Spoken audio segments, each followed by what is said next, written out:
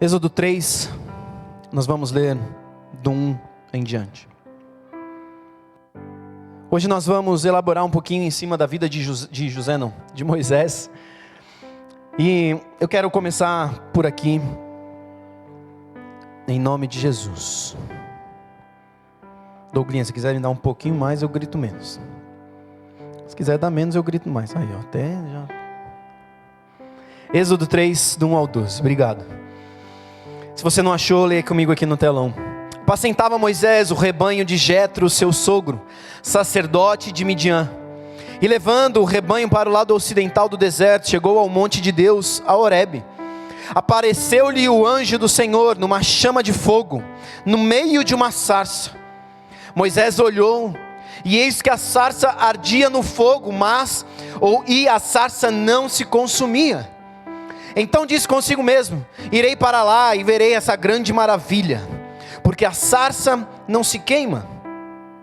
Vendo o Senhor que ele se voltava para ver, Deus no meio da sarça o chamou e disse: Moisés, Moisés. E ele respondeu: eis-me aqui.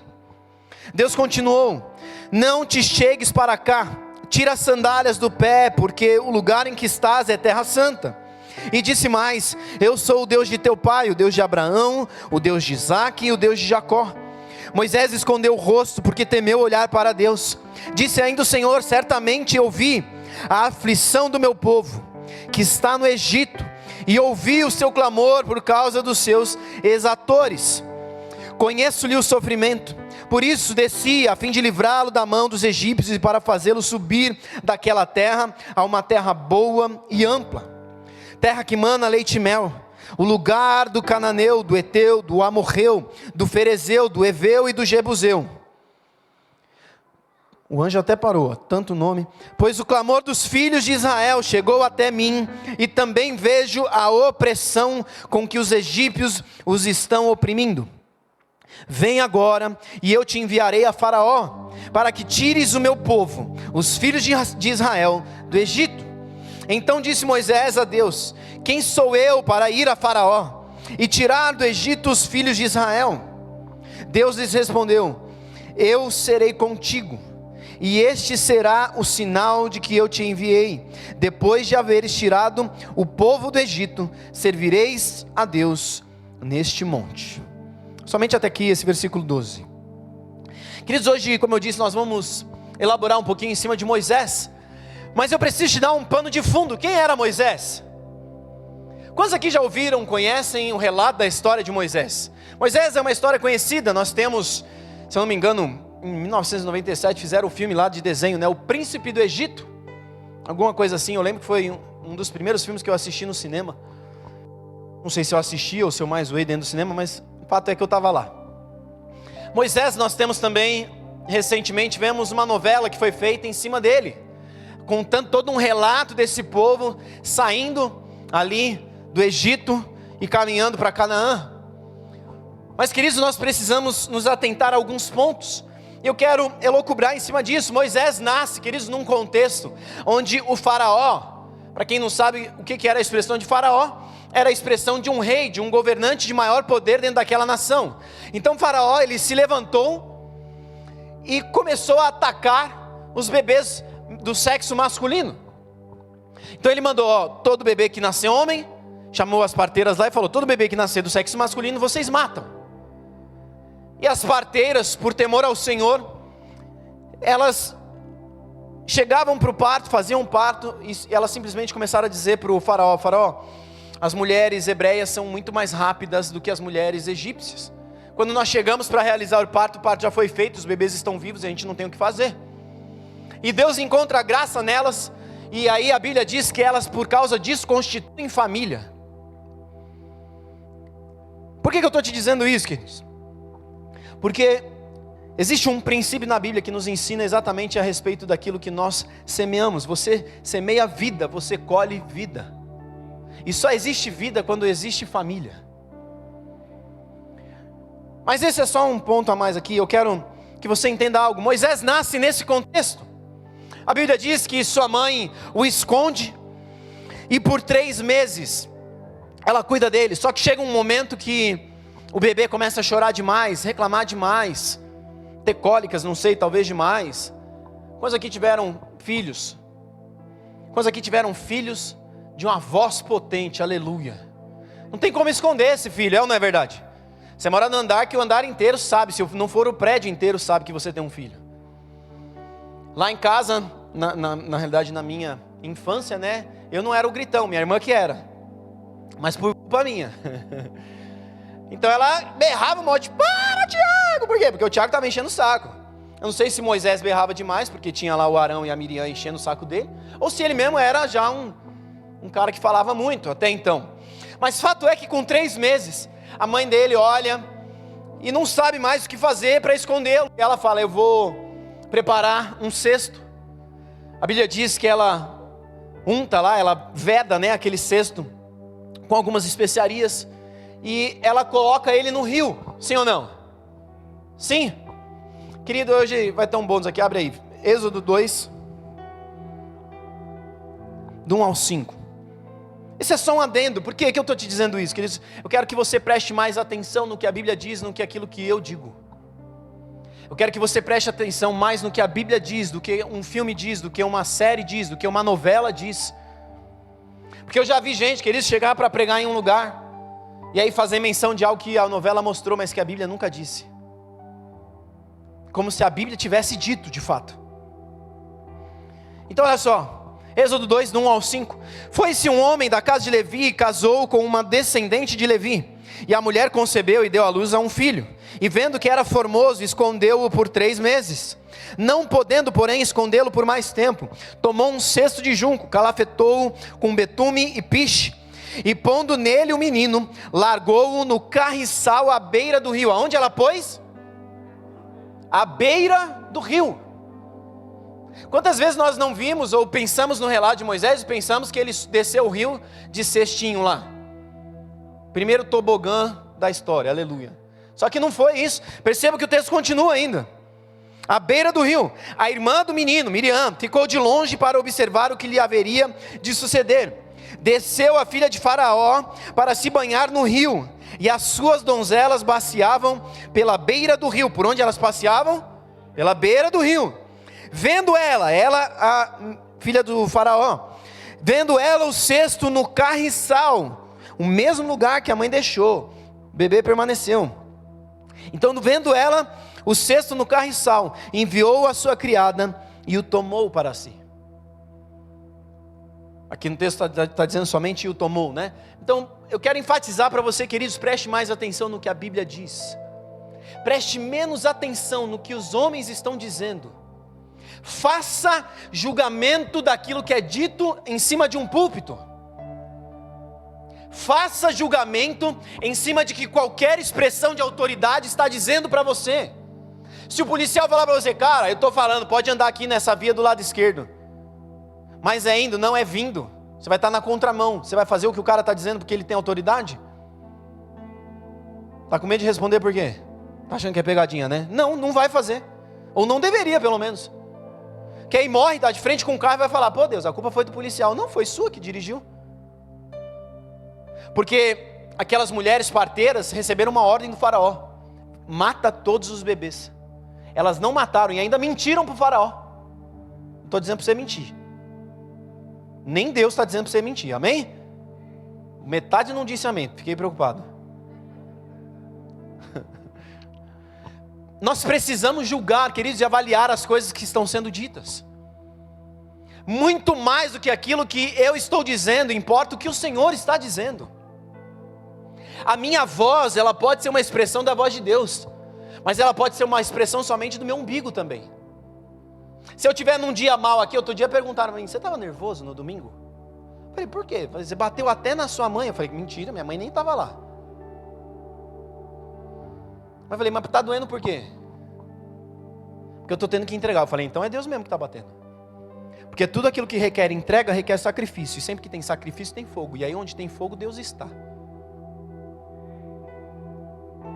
Você quer fogo? Olha o medo de responder. Você quer fogo? Sacrifica. Para o amém, teve sacrifício. Para o fogo não teve amém. Vocês entenderam, né? Nós precisamos tomar cuidado, queridos, com aquilo que as pessoas muitas vezes dizem. Eu não estou falando, queridos, que ninguém que subiu nesse púlpito aqui, nessa plataforma, porque aqui não é um altar, excelentíssimo Deus, Ele está aqui em cima. Não, não está não. Às vezes Deus está mais lá embaixo do que está aqui em cima. Está tudo certo. Porque isso aqui é só uma escadinha que tem um palanque para você enxergar melhor quem está aqui em cima, só isso. Na linguagem de hoje, é só um palco. Só serve para isso. Para que você tenha uma expressão melhor, um enxergamento melhor. Nem existe essa palavra. Mas é só para você ficar comigo. Os professores de português não estão aí hoje, né? Então tá tranquilo. Mas nós precisamos julgar, queridos. Nós precisamos avaliar aquilo que está sendo dito. Porque tem muita gente de expressão no meio artístico, no meio da política, no meio da igreja, falando coisas que não foram o Senhor quem disse. E aí quando Deus vem e diz, eles falam, não, isso aí não quer não gosto não. Faz igual Adão, ainda joga na culpa na mulher, minha mulher não gosta não. Não é? Não tem a musiquinha? Quero não, posso não, minha mulher não deixa não. A culpa é toda da mulher, você não tem autonomia. E volta e assiste as mensagens que a gente ministrou nas últimas semanas aí. Mas o que eu quero que você entenda, queridos, é que Moisés nunca surfou a onda no Rio Nilo. Ele não foi lançado ali de forma despretensiosa. Querido, que mulher em sã consciência coloca um filho dentro de um cesto e lança ele no rio? Na expectativa que Deus o salve. Toda vez que Deus na Bíblia precisou intervir com água, Ele avisou e comunicou antes. O dilúvio, Ele fala, vai ter chuva. No momento que Ele fala para Moisés, Moisés estende lá o cajado, vai abrir o mar. Em outro momento, pega o profeta, lançou a capa, abriu o mar. Deus sempre vai comunicar antes que Ele tiver que mexer com a água. Só que a gente cria na nossa mente uma ideia mística, misticista, porque o evangelho que nós vivemos, queridos, a religião que nós vivemos é uma religião mística, sim ou não? Estava falando quinta-feira, né? A gente estava conversando ali, uns homens ali fora, a gente estava falando disso. A gente crê num Deus que a gente não vê, num Espírito que se move, mas a gente não percebe, num fogo que queima, mas não tem fogo. Você está sentindo seu corpo quente? Eu estou. O que está acontecendo? Não sei, mas eu sei que sei. Porque eu sei, não sei, mas eu sei que eu sei. A nossa fé é mística. Reúne os presbíteros para orar, porque a oração deles tem poder diante de Deus, e eles vão curar. É eles que vão curar? Não, é Deus que vai os curar, mas a Bíblia diz isso. Chama os anciãos da casa e pede para eles orarem. E aí você crê que os anciãos reunidos vão orar, e aí não vai descer fogo, mas vai ter mudança. Vai ter cura. Vai ter vida. Só que sabe o que acontece geralmente? Você reúne os anciões, fala, cara, me ajuda aqui, a gente precisa orar, tem uma pessoa enferma. Ô irmão, vamos procurar um médico.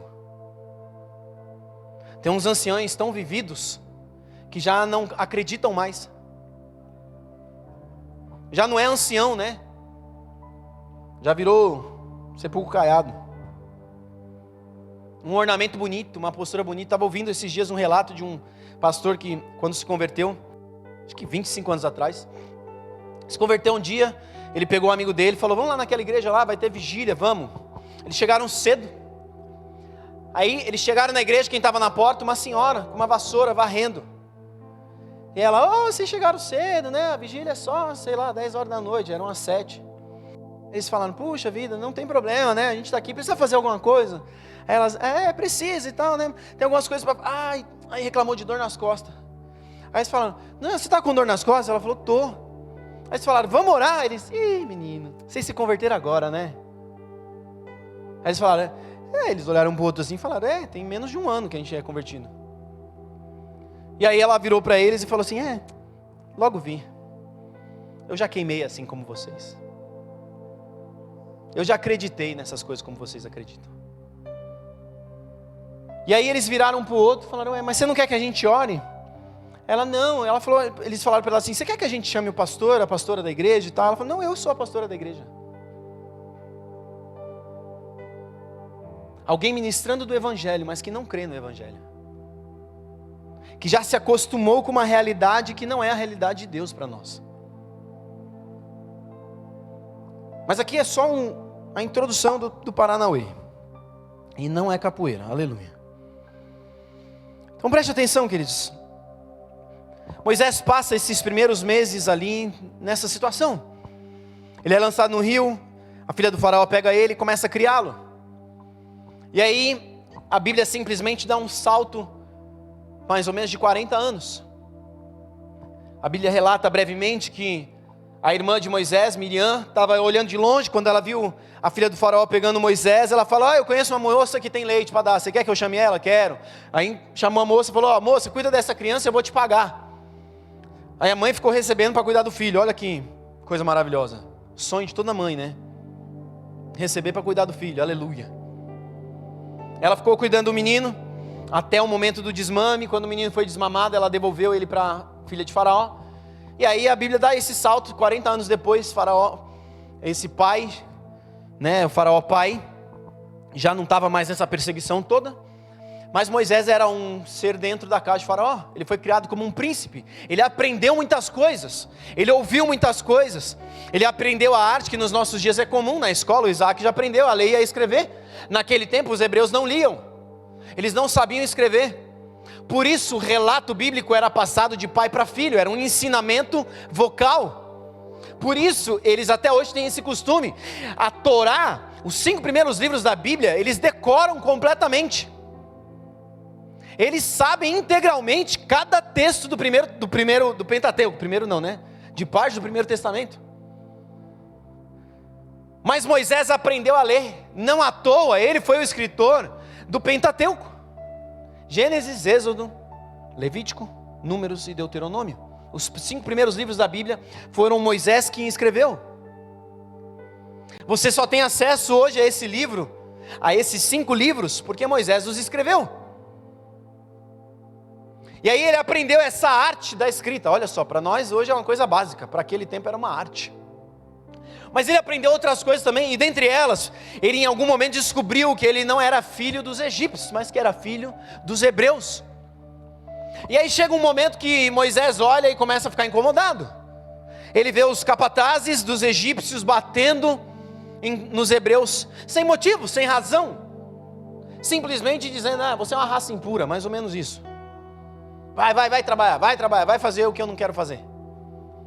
E em algum momento desses ele se levanta e intervém, ele olha para um lado, olha para o outro. A Bíblia diz que ele não vê ninguém, ele intervém sobre um capataz egípcio, o mata e o enterra. E aí no dia seguinte ele resolve auxiliar, estão 2 hebreus brigando, discutindo. Quantos aqui já discutiram? Agora ninguém confessa pecado, né? Aleluia. Todos nós já discutimos em algum momento, e nesse momento estavam 2 hebreus discutindo. Moisés chega e fala: cara, calma, vocês são irmãos, por que vocês estão brigando? E aí um deles vira para ele e diz: o que você vai fazer? Você vai matar a gente e esconder igual você fez com o egípcio de ontem? E nessa altura do campeonato Moisés bate em retirada, ele foge daquele lugar, ele se esconde fora do Egito, e ali é onde ele conhece a sua esposa e conhece seu sogro. E a partir de então ele começa a cuidar das ovelhas do sogro, chamado Jetro. Aqui eu precisava exatamente chegar nesse ponto, porque aqui nós começamos a mensagem. 15 minutos de introdução, aleluia. Agora tenho 20 para pregar. Que isso, varão? Eu entendi essa mensagem. Mas preste atenção. Moisés, nessa altura, antes de sair do Egito, ele compreende, ele queima no coração dele uma insatisfação. Ele fala: esse povo precisa ser redimido, precisa ser liberto. Ele entende de alguma forma um chamado, um convite para realizar isso. Só que Deus olha para ele e diz: não é o tempo,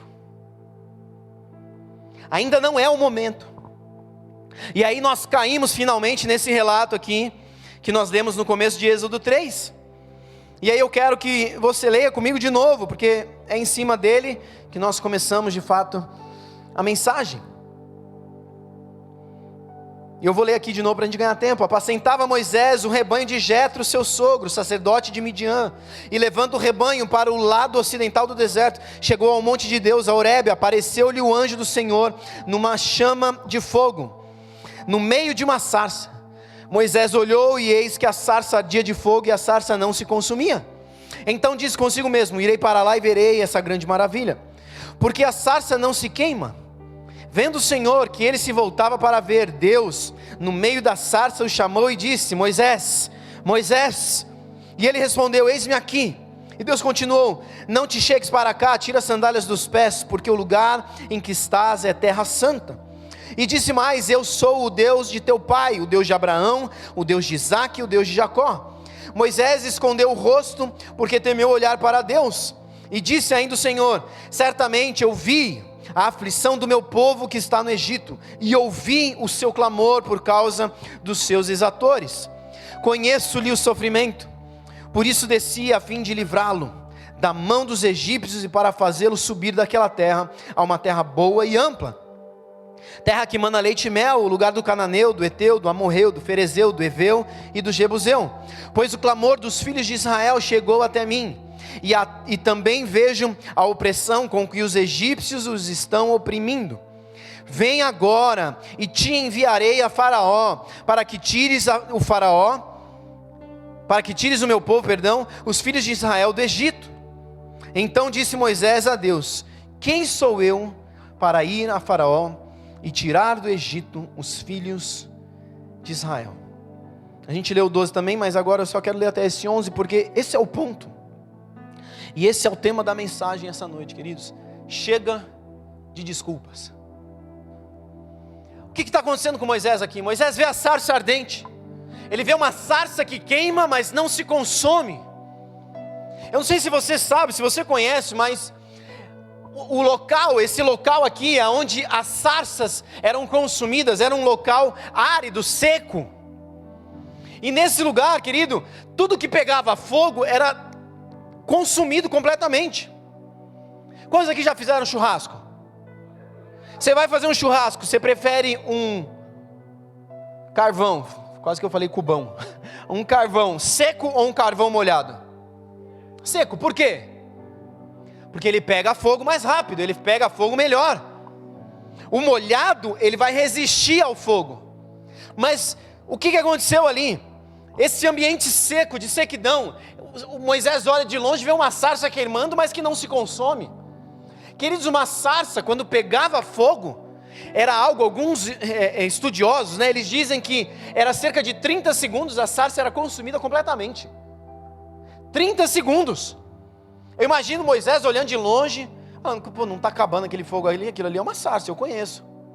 Ele começa a se aproximar, ele vai chegando perto, a sarça não se consome. O que está acontecendo? Ele vai chegando mais perto e Deus fala com ele. Era o próprio Deus falando com ele: Moisés, Moisés. Ele diz: eis-me aqui, Senhor. E aí Deus vira para ele e diz: Moisés, eu tenho uma missão para você.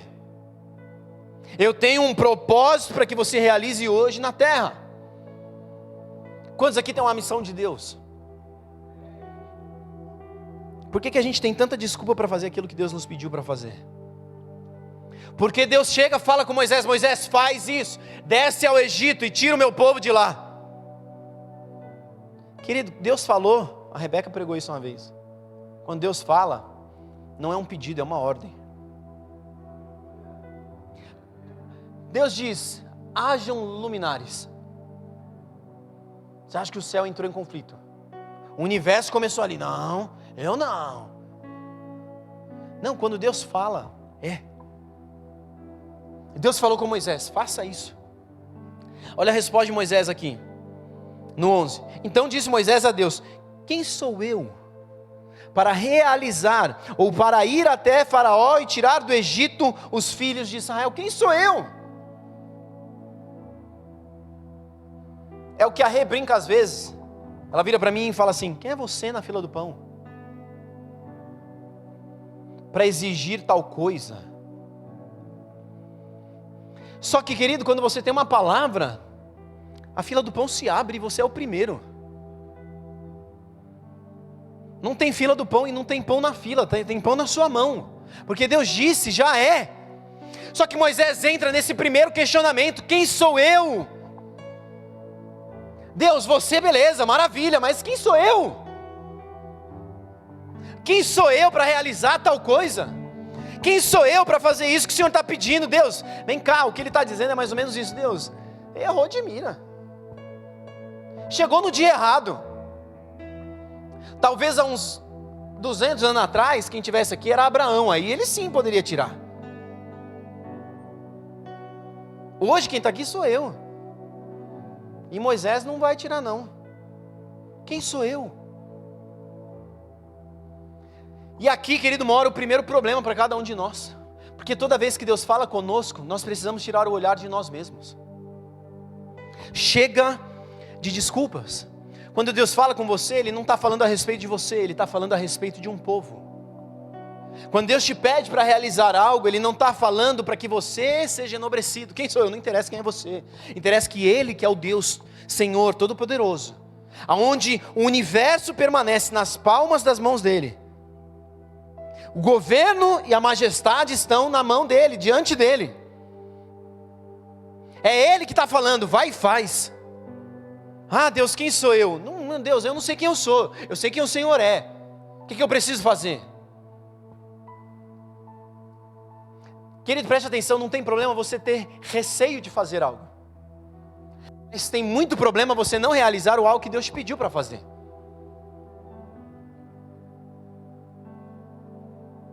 Deus nunca vai ficar sem uma resposta. Deus nunca vai ficar sem aquilo que Ele espera realizar na terra.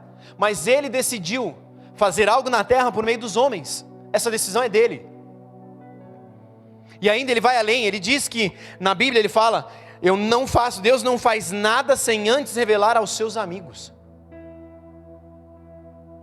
A gente não é nem amigo para ouvir o que Ele está pedindo ou dizendo que vai realizar. E a gente não é nem servo para fazer o que Ele está pedindo para fazer. Por quê? Porque a gente olha para nós. Eu não consigo. Eu não posso. Eu não tenho autoridade. Eu não tenho poder. Realmente, você não tem nada. Mas aquele que está em você tem toda a autoridade, tem todo o poder, tem toda a condição. E olha só, é exatamente essa a resposta de Deus. No 12, Ele diz isso. Deus lhes respondeu: eu serei contigo. Olha a pergunta de Moisés: quem sou eu? Olha a resposta de Deus: eu serei contigo. Eu gosto de falar isso aqui. Toda vez que Deus está conversando com alguém, parece papo de doido. Porque nenhuma pergunta que a gente faz para Ele responde o que a gente espera. Quem sou eu, Moisés? Deus responde: eu serei contigo. Se sou eu ia falar assim: tá bom, Deus. Com todo respeito, a pergunta foi: quem sou eu? Não é quem é você.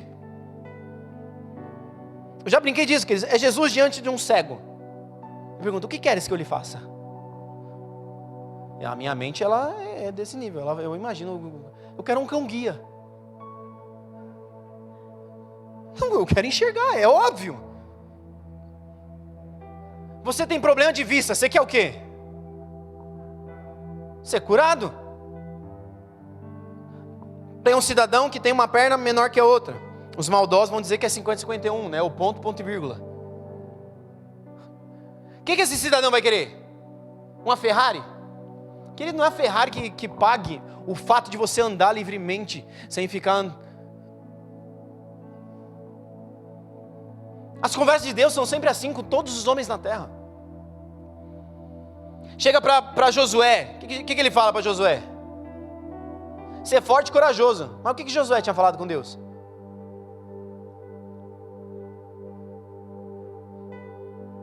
Josué não tinha falado nada com Deus. Josué estava olhando para Moisés sendo assunto aos céus e falando: e agora? Tipo, o que eu faço? Olha quem está sendo alçado aos céus. Esse Moisés que a gente está falando aqui. Só que o relato final dele: depois de ter tirado o povo do deserto, do Egito, levado para o deserto, caminhado, um sinal, maravilha, Josué olha para esse homem aqui inseguro, só que num processo futuro, dizendo: cara, olha a estatura desse homem, olha quem era Moisés, pensando com ele mesmo: meu Deus do céu, olha esse Moisés, ele estende o cajado, o mar se abre. Aí sim, quem sou eu na fila do pão? Ele olha para Moisés e vê Moisés ferindo a rocha e saindo água. Alguém já viu a água sair da rocha? Bate ali no símbolo da rocha ali e vê se sai água. Só que Josué está num passo futuro aqui do que o que nós estamos trabalhando hoje.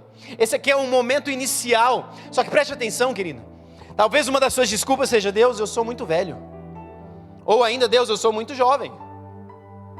Se você é jovem, os discípulos, o mais novo deles, queridos, devia ter entre 13 e 14 anos, quando foi chamado por Deus. O mais velho tinha 18 ou 19.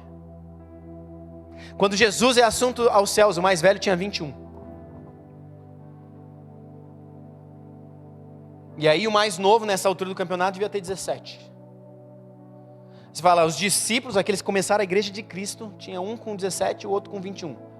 Pensa nos papos cabeça entre eles. Querido, pensa em você com 20 anos. Era só assunto maduro, né? Vou meter uma roda no meu carro. Só assunto maduro. Vou filmar tudo, pra quê? Pra fazer as coisas erradas dentro do carro, só se for. Não vou nem falar das outras coisas.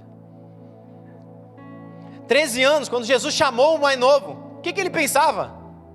Bolinha de gude, pipa. Na nossa realidade, era mais ou menos isso. Para de dizer, cara, eu sou muito novo. E para de dizer, eu sou muito velho. Moisés, quando foi levantado aqui nesse momento, que Jesus aparece para ele, que Deus aparece para ele, na sarça, ele tinha 80 anos. Quantos aqui tem 80 anos? Quantos tem menos de 80? Levanta a mão todo mundo tem menos de 80, olha aí. Então tem condição para você ser usado por Deus, aleluia. Para de dizer, Deus, quem sou eu? Volta os seus olhos para Ele e diz, Ele é o eu sou. Porque essa é a declaração de Deus para Ele. Você vai ver na construção aqui algumas coisas acontecendo, a gente já vai chegar nessa parte. Então, nesse lugar, queridos, todas as vezes que Deus te chama, não olhe para si, mas olhe para Ele. Comece a olhar para Deus. E tenha convicção, querido, de que Ele não falha, Ele não erra. Você já viu Deus errar? Tem uma frase do demônio que não é bíblica. Deus faz certo por linhas tortas. Não, Deus não trabalha com linhas tortas. Deus não trabalha com meias verdades. As linhas de Deus são sempre retas. Não existe tortuosidade em um Deus que é santo, sublime, coerente em tudo que faz. Não existe isso, querido. Então entenda, queridos, para toda vez que nós olharmos para nós e nos questionarmos quem somos, a resposta de Deus é, eu serei contigo.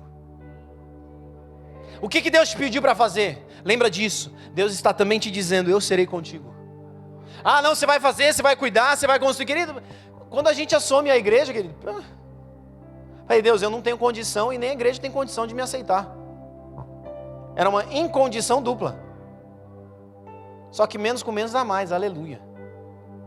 Quem lembra de matemática? Quem não quer lembrar de matemática? Aleluia. Amém aí, ó, seus crentes. Então preste atenção, querido, segunda desculpa. Esse é o primeiro encontro de Moisés com Deus. Passam-se um pouquinho de tempo, Êxodo 4, versículo 1. Olha o que Moisés diz para Deus. Respondeu Moisés, mas eis que não crerão, nem acudirão à minha voz, pois dirão, o Senhor não te apareceu. A segunda desculpa de Moisés é, eu não tenho credibilidade. Por que ele pensa isso, querido? O que ele fez 40 anos antes? Ele se levanta, mata um egípcio em terra, mentiroso, que escondeu ali e quis omitir. E toda omissão é uma mentira, eu já preguei sobre isso. E aí no dia seguinte ele é confrontado por 2 hebreus e foge. Queridos, aqueles que fogem têm credibilidade? Qual é a frase que se diz por aí? É o quê? Covarde, não, a frase. Quem deve, quem não deve, não teme. Se fugiu, não é verdade? Está fugindo por quê? Quem já viu aquelas séries policiais? O cara vê a polícia, o policial, tudo bem? Desce do carro, o maluco. Aí o policial corre, pega o cara. Por que você correu? Assustei. Assustou, varãozinho, crente. Eu fui parado uma vez pela polícia, dirigindo. Eu trabalhava em Itapevi, saindo ali de Itapevi, entrando na Castelo. O cidadão entrou assim no meio só apontou, né? Eu falei, foi o único dia na minha vida que eu tinha esquecido a carteira. Falei, esqueci. Tinha uma cópia da minha CNH no carro, mas o documento do carro estava na carteira, então não tinha cópia do documento do carro. Aí eu falei pro cara, olha, eu encostei na hora, eu falei, ó, eu tô sem a minha CNH e sem o documento do carro. O carro é da minha mãe, o nome dela é tal, eu tenho uma cópia aqui do meu RG, que eu deixo na mochila, eu estava indo pro colégio, não, pra faculdade na época. Eu falei, ó, tá aqui. Aí ele olhou assim pra mim, falou, o carro tá no nome de quem? Eu falei, Mônica Cômara Vieira Curtis. Ele falou, eu vou puxar. Eu falei, pode puxar. Pela placa lá, eles conseguiam acessar sistema, sei lá, como é que eles acessaram. Ele falou, e com você tá tudo certo? Eu falei, comigo tá, e com você tá tudo certo? Ele olhou assim e falou, tá tudo certo? Eu falei, tá tudo certo. Tá devendo alguma coisa? Tô devendo nada. Já puxou cadeia? Eu nem sabia o que era isso. Eu falei, o que é puxar cadeia? Já foi preso? Não, nunca fui preso. Só no arraiar, né? Toda hora. Nunca fui preso. Falei, tá bom, voltou lá. Puxa, ficou uns 15 minutos. Eu falei, meu, o que eu vou fazer agora? Ele vai guinchar o carro, né? Tô sem o documento do carro, natural. Se ele guinchasse o carro, ele estava certo ou estava errado? Ele estava certo. O erro foi meu, não foi dele. Aí deu uns 15 minutos, ele volta, me entrega a cópia, né, do meu documento, estava na minha mochila. Ele olha assim e fala, ó, hoje eu vou te liberar. Porque você foi honesto comigo. O carro está inteiro, você está inteiro, não deve nada, está tudo certo. Mas toma cuidado. Pergunta se alguma vez na vida eu esqueci de sair com a carteira depois disso. Não, foi uma lição boa. Mas por quê? Porque eu não temia. Porque eu não devia. Só que Moisés, ele fugiu. Então ele olha para ele e diz, Deus, eu não tenho credibilidade. Quantas vezes Deus já não mandou a gente voltar em alguns lugares que a gente já foi? A gente olha assim e fala, não, Deus, lá não. Volta na escola, que você era o mestre da escola. Eu falo, não, Deus, isso não, Deus. Volta na faculdade, na pós-graduação. Queridos, eu era um sem vergonha. Já era crente, obreiro na igreja, aleluia. Fazia as provas com a apostila embaixo da perna. E os alunos do lado alucinados. O professor vai pegar ele, mano, o professor vai pegar ele. E eu olhava assim e falava, faz a sua prova, mano. E eu tirava nota, mas não aprendia nada. Então eu devia muito. E aí Deus fala para mim, volta nesse lugar. Volto nada. Quietinho na minha. Por quê? Porque você devia. Só que de novo, queridos, Moisés aqui, ele está olhando para si. Moisés se sentia incrivelmente pequeno para ser ouvido no Egito. Moisés era de fato um príncipe no Egito. Ele havia sido um príncipe no Egito, porque ele foi criado pela filha de Faraó. Só que ele continua olhando para si, dizendo, Deus, eu não tenho credibilidade lá. Por quê? Porque ele coloca a sua experiência pessoal na frente daquilo que Deus está dizendo para ele. Qual é a sua história, querida? O que você já viveu em Deus? Que você olha e diz, eu não posso fazer o que Deus me pede, porque aquilo que eu fiz me desabona para o que Deus está me pedindo para fazer. Deus olha para você e está dizendo, ei, vai e faz. Porque o que você fez já foi lavado, já foi remido, redimido, sarado. Eu costumo dizer, queridos, que o problema não é o pecado que nós cometemos, mas é o pecado que nós não abandonamos. Existe diferença, porque se eu cometo um erro aqui, e aí eu abraço ele, continuo, e aqui eu cometo ele de novo, e aqui eu cometo ele de novo, e aqui eu cometo ele de novo, então eu não abandonei o pecado. Mas se eu erro em algo aqui e abandono isso, então o problema não é esse pecado que eu cometi, porque esse eu abandonei. Ou você acha que você aceita Deus, você vai virar santo? Você acha que a gente chega, vira cristão evangélico, aleluia, agora eu não peco mais? Você acorda pecando já, tenho certeza. Sou só eu. Tem dia que as mulheres na TPM, elas acordam arrependidas de não ter morrido dormindo, com ódio na alma, e elas descontam em todo mundo que está na frente. É ou não é verdade? Pode falar sem medo, não tem problema. Isso faz parte das mulheres, infelizmente. É verdade. Te amo, amor. A cara dela pra mim. Acontece.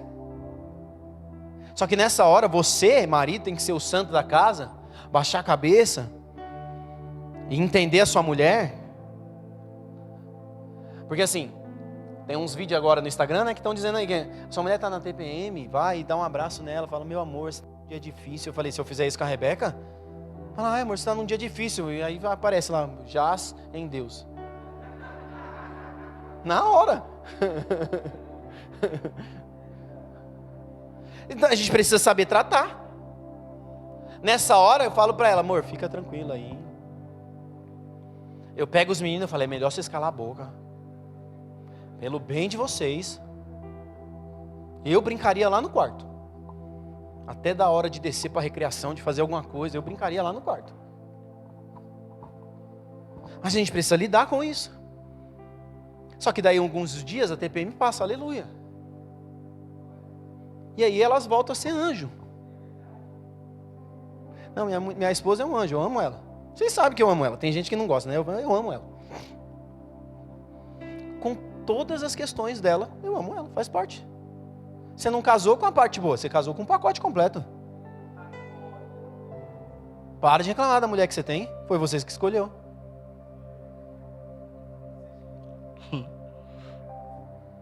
Por que eu cheguei nisso? Não sei também.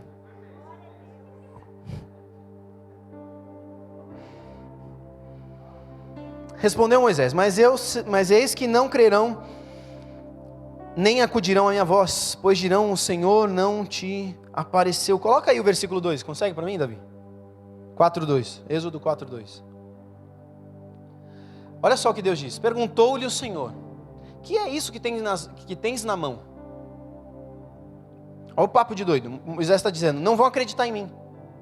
Aí Deus fala, o que você tem na mão? Querido, o que você tem na mão? Deus vai usar isso que está na sua mão. Deus não precisa de instrumento novo naquilo que você já tem. Deus vai usar isso que você tem. O que tens na mão? Respondeu-lhe então, um bordão. É um cajado, tá? Para facilitar. 3, Davi. Então lhe disse, lança-o na terra, e ele o lançou na terra, e o bordão virou uma serpente, e Moisés fugia dela.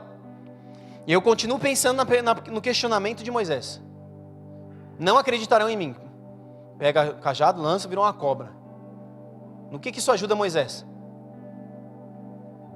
Você está comigo? No que isso ajuda Moisés? Até aqui nada, né? É aquela frase que eu falei uns dias atrás, né? Além de não acrescentar nada no meu saber, ainda coloca dúvida no que eu sei. Falou, Disse o Senhor a Moisés, estende a mão e pega-lhe pela cauda. Estendeu ele a mão, pegou-lhe pela cauda e ela se tornou em bordão de novo. Para que creiam que te apareceu o Senhor, Deus de seus pais, o Deus de Abraão, o Deus de Isaque, o Deus de Jacó. Disse-lhe mais o Senhor, mete agora a mão no peito, e ele o fez. E tirando-a, eis que a mão estava leprosa, branca como a neve. A minha mente já ia falar assim, pô Deus, você vai me deixar doente para que eles creiam que eu vi o Senhor? Não sei se você lê o texto fazendo pergunta para o texto, eu faço isso. Disse ainda o Senhor, torna a meter a mão no peito. Querido, não sei se você sabe, quando você tem lepra, você não encosta em outras partes do seu corpo, nem no corpo de ninguém, porque isso transmite mais lepra. Aí Deus fala, bota a mão com lepra no seu peito. Ele a meteu no peito, novamente, e quando atirou, eis que se havia tornado como o restante da sua carne. Se eles não crerem, nem atenderem à evidência do primeiro sinal, talvez, crerão na evidência do segundo. Deus é um Deus de convicção, sim ou não? Deus é um Deus de certeza, sim ou não? Mas quando Deus fala que talvez crerão, deu ruim, mano. Não é? Na moral, fala pro irmão do lado assim, azedou o caldo. Talvez crerão. Aí continua, se não acreditarem nesses dois sinais, nem derem atenção às suas palavras, se tomarás da água do rio, e a derramarás na terra seca, e a água que tomares do rio se transformará em sangue sobre a terra seca. Próximo. No entanto, argumentou Moisés a Yahweh: perdão, Senhor. E aqui nós entramos na terceira dúvida, no terceiro questionamento de Moisés. Perdão, ó meu Senhor. Todavia, eu não tenho facilidade para me expressar. Moisés continua agora olhando para si, mas ele fala: eu não sou eloquente. Olha o que o texto está dizendo. Eu não tenho... Perdão, Senhor, todavia eu não tenho facilidade para me expressar, nem no passado, nem agora que falaste. A teu servo não consigo falar bem, pesada é a minha língua. Respondeu-lhe o Senhor: quem dotou o homem de boca e língua? Resposta intrínseca na própria pergunta: Deus. Quem fez o surdo ou mudo com boa visão ou cego? Não sou eu, volta ali, não sou eu, Yahweh, agora sim, 12. Agora, portanto, vai e eu estarei contigo. Ele enfatiza de novo o que ele havia falado no início. Fazendo o que com isso? Levando Moisés a olhar de novo para aquilo que ele já havia declarado, dizendo: cara, eu sou contigo. Eu serei contigo, portanto, vai e eu estarei contigo e te ensinarei o que hás de falar e como falarás. O que Deus está dizendo para Moisés? Moisés, para de se preocupar com o que foi. Porque Moisés está aqui olhando para o passado. Os 3 questionamentos dele, ele está olhando para o passado. Deus, eu não tenho credibilidade. Deus, quem sou eu? Você só é lembrado a partir daquilo que você fez. Moisés está dizendo: eu não fiz nada na minha vida, eu só cuido de ovelhas. Eu fugi do Egito, eu não fiz nada. Aí ele chega aqui nesse lugar de novo dizendo isso: Deus, eu não sou eloquente, eu não sei falar. E aí Deus diz para ele: quem fez a boca? Quem fez a língua? Quem fez os olhos? Quem fez os ouvidos? E aí ele conclui dizendo aqui no 13, né? No 12, perdão, a resposta de Deus: eu estarei contigo e te ensinarei. Queridos, quando Deus nos chama, Ele nos capacita. Quando Deus nos chama, é Ele quem está dando condição para nós fazermos aquilo que precisa ser feito. Eu te ensinarei. Só que para você aprender, você precisa sentar.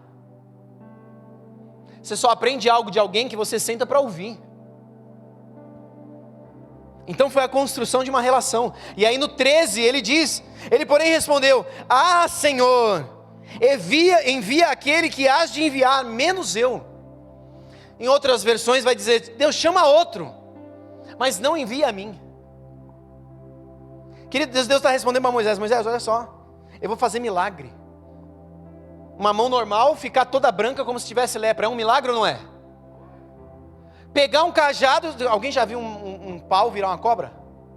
Que fosse um pauzinho virar uma minhoquinha. Nunca vi. Nunca vi. Aí você bota a mão com lepra, aí você bota a mão no peito, tira a mão, tirou a lepra. Deus está dizendo: cara, eu sou contigo, eu te capacito, eu boto a mão na sua língua, eu vou te ensinar, eu vou te condicionar, eu vou fazer os milagres. E aí está dizendo: ah não, Deus, chama outro. Chama outro, Deus. Quantas vezes nós não dissemos isso? Algumas vezes nós desafiamos alguns irmãos: irmão, a gente está pensando nisso. Ora, daqui uma semana a gente volta a conversar. Semana passada eu fiz isso com as 3 pessoas na igreja. As pessoas estão com medo de mim, fugindo, arrumaram doença, arrumaram um monte de coisa. Só que eu falo assim: escuta de Deus, o que Deus vai te falar.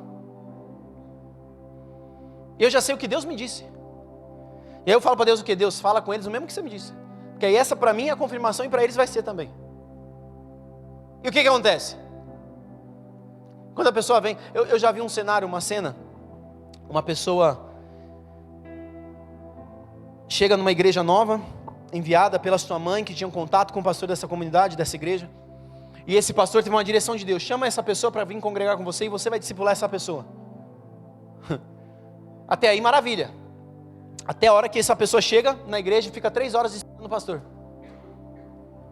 Aí o pastor abre a porta e fala: ah, você está aí? Entra aqui então. Aí o menino chega, brasileiro esse menino, vai para os Estados Unidos. E aí o pastor vira para ele e fala assim: o que você veio fazer aqui? Aí ele olha tipo: eu vim aqui para ser discipulado pelo Senhor. Aí o pastor põe o dedo em rixa assim na cara dele e fala assim: você veio aqui viver o sonho americano. É isso que você quer. Aí ele: não, senhor, não, eu vim aqui para ser discipulado pelo Senhor. Aí ele virou assim e falou: desse jeito que você está falando, você não convence nem a você mesmo. O que você veio fazer aqui? Aí ele parou de responder. O pastor falou: agora piorou. Porque se você não tem convicção daquilo que você espera viver aqui, então o que você está fazendo aqui? Aí o menino ficou irado, bateu na mesa: eu vim ser discipulado por você. Aí ele falou assim: então tá, volta para sua casa, daqui 3 dias a gente vai se encontrar e Deus vai te falar um número. Se for o mesmo número que Deus me falou, você vai ficar. Um número? Não sei a sua cabeça, mas a minha cabeça já pensaria assim: um número? De 0 a 10? De 0 a 100? De 0 a 1 milhão? Que número? Qual é o range? E aí esse cara fala que ele falou isso. Mas número de quanto a quanto? Ele falou: um número. Um número é um número. Vai buscar o Senhor. E aí ele falou que esse cara foi para casa, orou, jejuou, santificou, abandonou os pecados tudo, falou: Deus, eu preciso te ouvir. Aí abandonou os pecados tudo, falou: Deus, eu ainda não estou te ouvindo. Aí Deus mostrou mais pecado, aí ele abandonou mais pecado. Ele falou: ainda não estou te ouvindo. 1º dia, 2º dia, 3º dia, 4º dia. Chega no momento, 1 hora antes, ele fala: Deus, eu estou te buscando. O Senhor está vendo que eu estou te buscando. E agora, o que eu faço? E aí ele fala que ele teve assim uma impressão lá longe de um número. Não era nem uma convicção. Era uma impressão. Aí ele falou: Deus, não, meu Deus. O que eu faço, Deus? Só essa impressão nebulosa. Sabe quando você precisa ler uma placa e você vê ela lá longe, mas com umas nuvens na frente, o vidro meio embaçado na frente, você não consegue enxergar? Era isso que estava acontecendo. Ele viu um número, ele falou: mano, eu acho que é esse, mas não sei se é. E aí ele fala que vai, ele falou: Deus, é isso. Se não for também, eu vou voltar para o Brasil e vai se lascar. Ah, que coisa chata. Esse pastor folgado aí, mano. Aí voltou, foi lá no gabinete do pastor. Aí ele entra no gabinete, o pastor olha e fala: e aí? Que número Deus falou com você? Assim, lisinho, facinho, como faca quente na manteiga. Que número Deus falou com você? Perguntou: e aí, tudo bem? Você buscou a Deus? Não fez nenhuma pergunta. Que número Deus falou com você? Aí a pessoa olha assim e fala: mano, lascou. Falou: Deus falou comigo um número tal. Aí o pastor pega o papel e mostra para ele que número que tinha no papel. Chuta, pode chutar que você vai acertar em cheio. Um número que ele falou. Aleluia. E aí ele passa um período lá sendo discipulado, sendo acompanhado, sendo tratado, sendo levantado, sendo construído pelo Senhor. E vive coisas sobrenaturais, queridos. Uma igreja de cerca de 10 mil membros nos Estados Unidos. Até o dia que esse pastor chega para ele e fala: daqui a algum tempo eu entendo que eu preciso me aposentar, eu preciso passar o bastão. E eu vou passar o bastão para você. E ele olha, ele fala: amém, eu vou consultar o Senhor. E aí Deus fala para ele assim: você vai voltar para o Brasil. Cenário fácil, mas quando a construção desse ministério começou lá atrás, ele ouviu de Deus. Para ele continuar nesse lugar, ele precisava continuar ouvindo de Deus. Vocês estão comigo? Então ele constrói isso. Ele desfruta disso. Só que Moisés aqui, voltando aqui para o texto, querido, ele olha para si e diz: eu não, chama outro. Quando Deus te chama, queridos, é você que Ele quer. Ele não confunde os nomes, Ele não confunde a aparência. Quando Deus está falando com você, Ele está dizendo para você: eu serei contigo. Para aquilo que eu preciso construir, que eu vou fazer, eu vou te dar condição. Se tiver de existir milagres, eu farei os milagres. Mas ei, para de olhar para você, volta os seus olhos para mim. Para onde você está olhando, meu irmão? A gente olhar para esse texto e pensar que Moisés foi facinho, foi gostosinho, foi bonzinho, não foi. Queridos, foi um questionamento que durou alguns dias, foi uma conversa que durou algum tempo. E aí Moisés estava convicto, aleluia, maravilhoso. Deus falou, Deus vai fazer, Deus vai realizar. Mas olha só, ele continua procurando uma desculpa. Êxodo 5, 22 e 23. Então Moisés, tornando-se ao Senhor, disse: ó Senhor, por que afligiste este povo? Por que me enviaste? Pois desde que me apresentei ao faraó, para falar-lhe em teu nome, ele tem maltratado esse povo, e tu, de nenhuma sorte, livraste o teu povo. O que Deus começou conversando com Moisés? Moisés, eu ouvi o lamento do povo. Moisés, eu vi a aflição desse povo. Moisés, eu te chamei para tirar e conduzir esse povo para fora do Egito. Aí fica nesse embate, vai e volta, não, chama outro, não quero, não vou, não, minha mulher não deixa, não vou. O último episódio que nós lemos agora há pouco foi quando Deus fala para ele, Deus irado, Deus vira para ele e fala assim: tá bom, Moisés, ó, você não vai sozinho, se você se sente incapaz, eu vou te levantar um auxiliador. Tem um lá que se chama Arão, seu irmão, ele já está vindo ao seu encontro. Aqui, queridos, nós precisamos discernir e entender a importância do caminhar junto, a importância do suporte, para vivermos tudo aquilo que Deus tem para nós. É aquilo que eu bato na tecla aqui o tempo inteiro, queridos, nada que nós vivemos como igreja, nós viveríamos realizando sozinhos. Agora há pouco, antes do culto, o menino foi me fazer uma pergunta ali fora, não vou falar que foi o Douglas, mas ele virou para mim e falou assim: Ti, quem é que vai fazer o expediente? Os que estavam em volta já estão rindo. Aí eu falei: eu não sei. Aí ele falou: muito bom, hein? Pastor da igreja não sabe quem vai fazer o expediente. Varão, levantou a bola, o artilheiro faz o quê? Senta a porrada na bola, se vai acertar o gol é outra história. Aí eu falei: varão, se tudo que for acontecer na igreja depender de mim, a igreja não cresce. O melhor líder é o líder inútil. É aquele que se torna inútil, porque construiu tão bem algo que as pessoas não precisam dele para fazer aquilo que Deus chamou elas para fazer. Falei: quanto menos eu souber, melhor para o desenvolvimento e para o crescimento da igreja. Então, se você quer crescer, falei para essa pessoa que é o Douglas ali, falei para ele: se você quer ver crescimento, se você quer viver crescimento, trabalhe para a inutilidade do seu líder, para que quando você se tornar líder, você também possa ser trabalhado para a sua própria inutilidade. E essa é a maior luta nossa, querida, porque quando nós estamos na liderança, nós queremos ter controle, só que tudo aquilo que a gente controla não cresce. Se eu plantar uma semente de melancia na terra, ela vai brotar, e aí vai dar uma melancia de que tamanho? Do tamanho que Deus quiser. Só que se eu pegar essa melancia, essa semente de melancia, e plantar, e enfiar ela dentro de uma caixinha, ela não vai romper com os limites da caixinha. Então tudo aquilo que eu quero controlar, dominar, eu atrapalho o crescimento. Então lembre-se disso, queridos, não controle as coisas.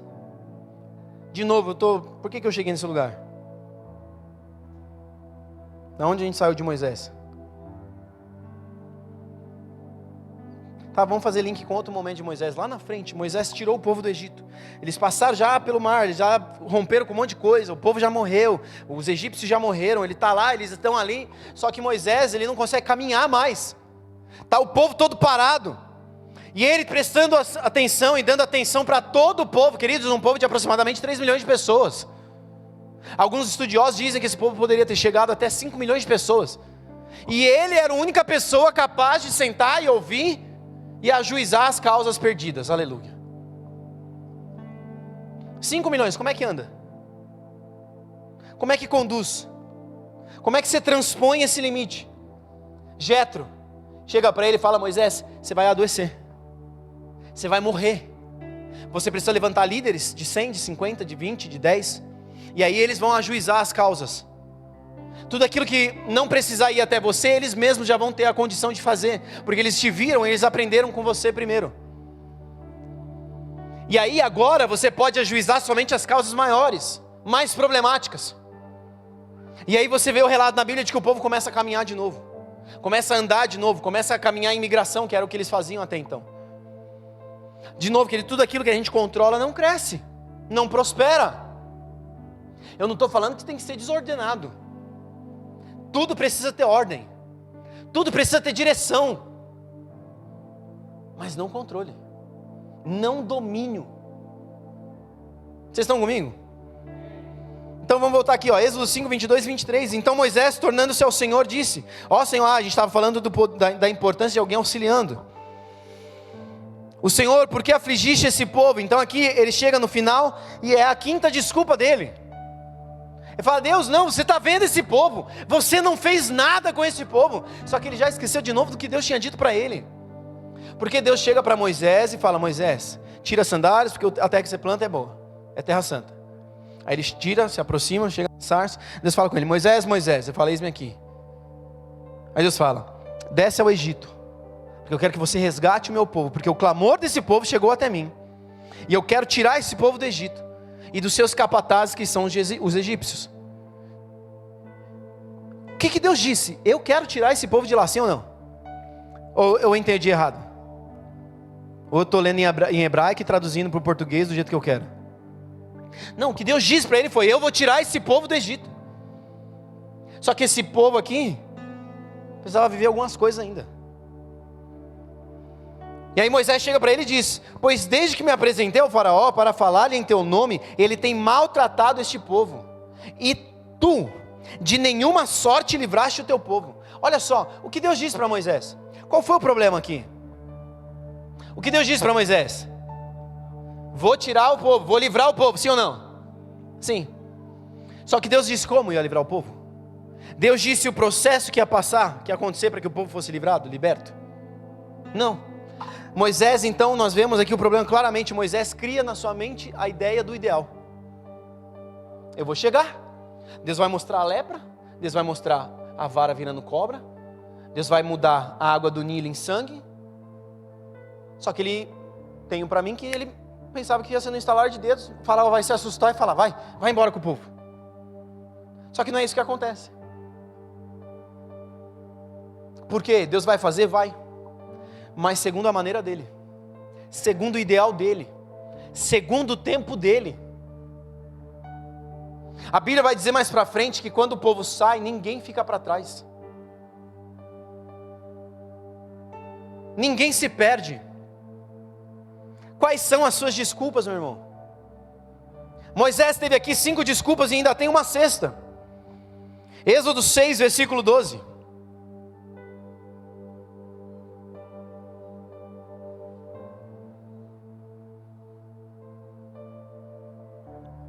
Olha só. Moisés, porém, respondeu ao Senhor, dizendo: eis que os filhos de Israel não me têm ouvido. Como, pois, me ouvirá Faraó? E não sei falar bem. Vocês percebem um cenário parecido? Parece que ele voltou lá no deserto de novo. Lá diante da sarça ardente, dizendo: ei, o povo não vai me ouvir. O Faraó não vai me ouvir, eu não tenho credibilidade. Porque no momento da crise, ele se esquece do que Deus disse. Nós precisamos manter os nossos olhos em Deus, querido. Porque quando Deus fala, Ele faz. Deixa eu te dizer uma coisa. Os mais antigos aqui já ouviram sobre isso. Uma das primeiras palavras que nós recebemos a partir do Senhor, para nós assumirmos o pastoreio dessa casa, foi: não se preocupa com o recurso, porque o Deus da obra paga a obra.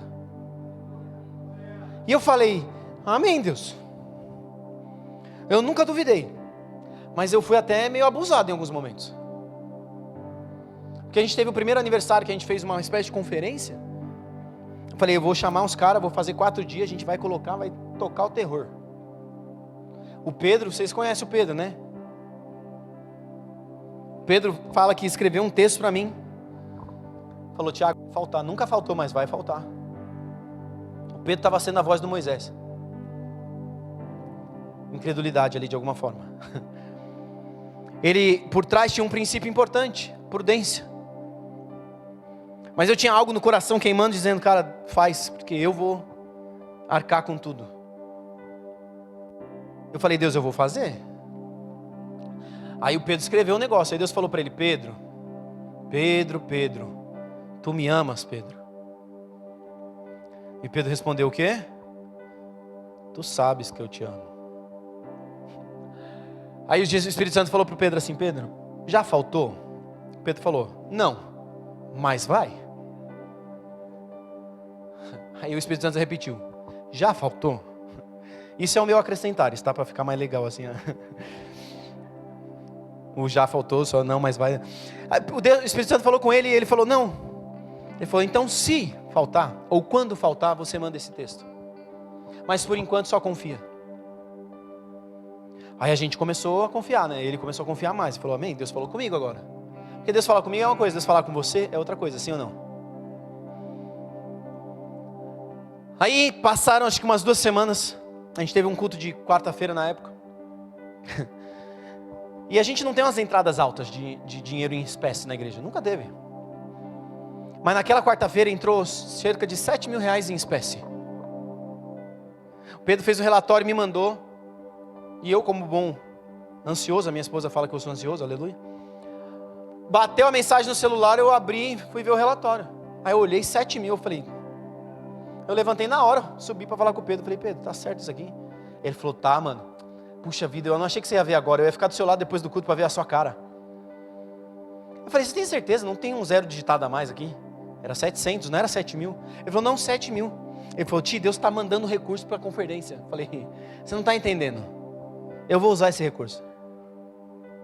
Aí ele falou: não. Eu falei: vou. Ele falou: não. Eu falei: vou. Aí ele falou: não. Eu falei: eu vou, e você vai ver Deus fazendo aquilo que Ele disse que ia fazer. Aí o Pedro falou de novo: não. Aí moral da história, a gente pegou o dinheiro e usou. A gente tinha algumas coisas que a gente precisava fazer urgente. Eu falei: agora, mano, vou aproveitar e arrumar essas coisas aqui. Eu nem lembro o que a gente fez, você lembra? Comprou o quê? Acho que foi tudo não, calma, tudo é muita coisa. Mas acho que foi, a Rebeca falou, acho que foi computador, câmera. A gente aproveitou, comprou algumas coisas que precisavam na época. A fotográfica. A gente comprou uns negócios, computador não, monitor, né, sei lá. A gente comprou várias coisas que precisavam para a igreja. Aí o Pedro ficou feliz porque era da área dele lá, né, que ele lidera, aleluia. Aí ele falou: então tá bom, aí eu fico feliz, né. Se pelo menos faltar na conferência, tem para o meu ministério aqui. E aí, querido, o que aconteceu? Chegou a conferência. Teve a conferência, todo mundo que a gente chamou, convidou, a gente arcou com a oferta que a gente tinha colocado no coração de antemão. Porque eu falei para o Pedro: Pedro, a gente vai chamar esse fulano, Beltrano, Ciclano e o Deltrano, né, A, B, C, D, a banda assim, assim, assado, e a gente vai dar tanto para cada um. Essa é no meu coração. Ele falou: amém. Ele falou amém, foi fazer a planilha. Quando ele fez a planilha, ele falou: não, amém, não dá não. Aí foi nisso que a história começou. Só que passou a conferência, a gente pagou. E aí eu falei: agora eu vou puxar os relatórios, vou ver como é que a gente fez. Pergunta como a gente fez. Eu acho que só Deus sabe. Porque nem eu nem o Pedro sabemos como foi. Eu sei que todo mundo recebeu a oferta. A oferta que a gente tinha proposto no coração. Mas a gente pega o relatório, a gente não vê a entrada, a gente não vê a saída. A gente fala: Deus, não entrou esse recurso. Eu não sei como saiu esse recurso. Mas todo mundo foi abençoado, todo mundo foi ofertado, recebeu a sua oferta ali, de honra, porque a gente entende que esse é um princípio de honra. E aí ficou, mano. Aí eu falei pro Pedro: e aí, Pedro? Ele: e aí, tio? Falei: você viu? Aí eu falei: eu vi. Falei: e aí, tá pronto pro ano que vem? Ele falou: calma. Então a gente viveu milagres, por quê? Porque Deus disse, e quando Ele diz, Ele cumpre. A gente assume a igreja, queridos, num período em que 6 meses depois a gente tem um negócio que nunca teve antes: Covid-19. Aquele demônio daquela doença, que Deus a tenha, que ela não volte nunca mais. Mas querida, a igreja naquele momento fechou, as portas fecharam. Eu falei naquela hora, a gente não tinha feito a primeira conferência ainda, mas eu falei: Deus, eu já era careca, eu falei: eu não tenho cabelo para ficar me descabelando pensando no recurso para bancar o que precisa ser bancado. O nosso custo nem era um custo tão alto, mas eu falei: Deus, demanda um recurso. A gente tinha um custo mensal em torno de 5,5, no mês que não tinha esse valor, mas nunca faltou. Na pandemia, eu falei: Deus, vai dar ruim, vai dar ruim, vai dar ruim, vai dar ruim. E foi indo, e foi, e não deu ruim. Após a conferência, logo depois da pandemia, a gente teve essa conferência. E aí um dos pastores visitantes que veio ministrar, ele me chamou, ele falou: Ti, como é que vocês estão financeiramente? Vocês precisam de alguma ajuda? Eu falei: pastor, de verdade, não estamos com problema nenhum. Graças a Deus está tudo em ordem. Ele falou: Ti, então levanta as mãos para os céus e glorifica o Senhor. Esse pastor que nós trouxemos era um pastor um pastor ainda, né, de uma igreja em torno de 2.000 membros. E ele falou que ele, lá na estrutura dele, ele teve problemas gravíssimos. Ele teve que desligar cerca de 18 funcionários da igreja, no momento de pandemia. Eu falei, quando ele falou isso, eu falei: graças a Deus que a gente não tinha funcionário ainda. Mas assim, para a nossa realidade, cada um tem a sua realidade no momento. A gente não sofreu nada. Ele falou: Ti, dá graças a Deus, porque eu vi igrejas com 15.000 membros fechando. Quase que eu falei: que igreja é essa, que eu não conheço? Ele falou: eu vi igrejas com 100 membros fechando. Aquilo que Deus falou para vocês, Ele está cumprindo, então dá graças a Ele. Dá glórias a Ele. É exatamente isso, nós precisamos estar convictos daquilo que Deus nos disse. Chega de desculpas. O povo está ali sendo apertado, sendo amassado. Moisés olha e diz: Deus, você não vai livrar. Parece que está lidando com alguém bipolar. Está lidando com Deus. Deus falou: eu vou livrar o povo. Uma das coisas que Deus nos disse é: Tiago, Rebeca, eu vou dar um povo para vocês. A gente falou amém. Mas entre o amém e o cumprimento desse amém, a gente teve vários momentos que a gente olhou assim e falou: mano, era um povo com 8 tentáculos, né? Só se for. Não era um povo, era um polvo. Piada ruim, né? Aleluia. Mas é para você entender. Porque a gente pode ter esses momentos de dúvida. Mas sempre que a gente tiver dúvida, a gente precisa olhar para a nossa dúvida e colocar ela diante do nosso Deus. E falar: dúvida, acho que não vai ter jeito para você. Porque o que o Deus diz, Ele faz, Ele cumpre. Ele resolve os BO todo, que não foi a gente que criou. Só que olha só, no meio desse cenário, Moisés olha para Deus, Deus diz: olha esse povo, o povo não está me dando ouvidos. O faraó não está me dando ouvidos. A coisa está ficando pior sobre o povo.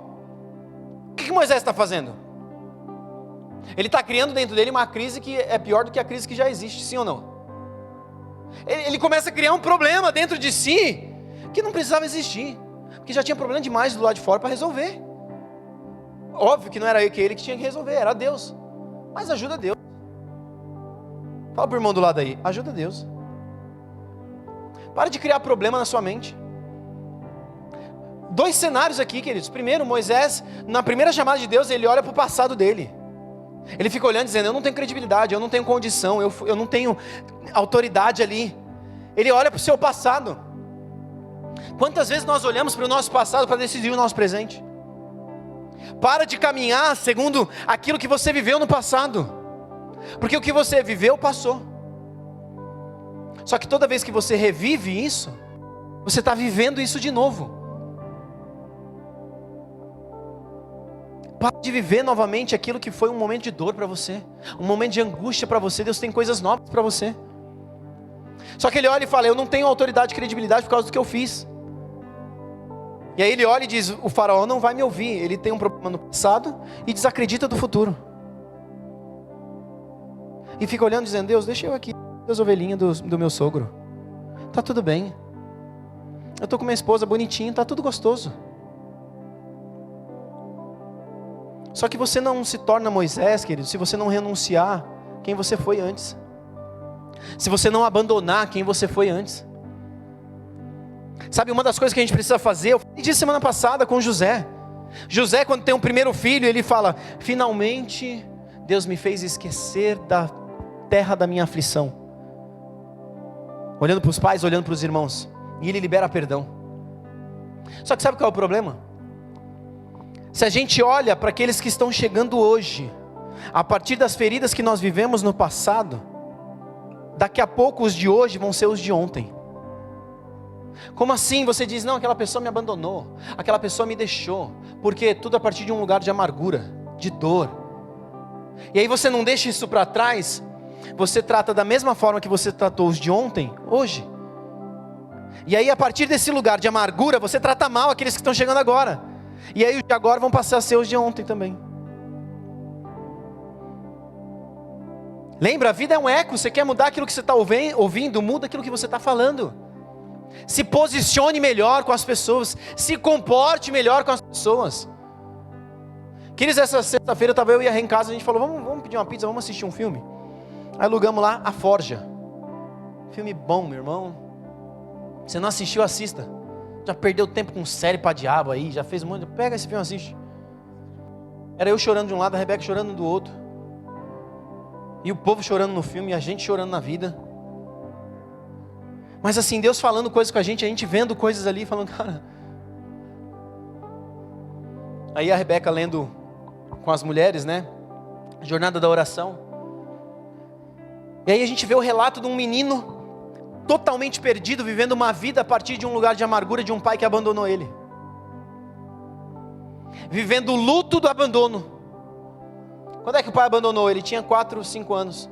Quantos anos ele tinha naquela altura? 18. 14 anos sofrendo a dor da perda do pai, que já foi, tem muito. Eu não estou dizendo que essa pessoa não pudesse sofrer. Mas querido, você sabia que, até biblicamente falando, o luto tem prazo? Sofre o luto, libera o luto.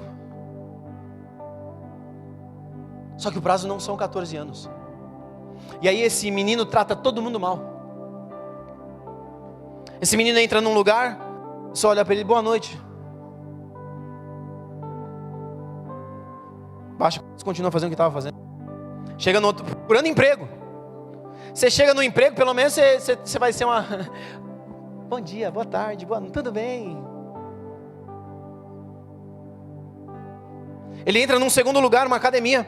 A recepcionista recebe ele, e aí ele trata ela até razoavelmente bem.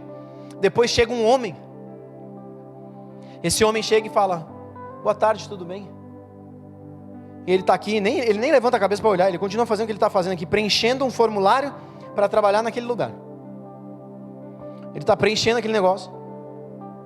Aí o cara fala de novo com ele, tudo bem? Ele olha assim, tipo assim, tudo bem o quê? Quem é você?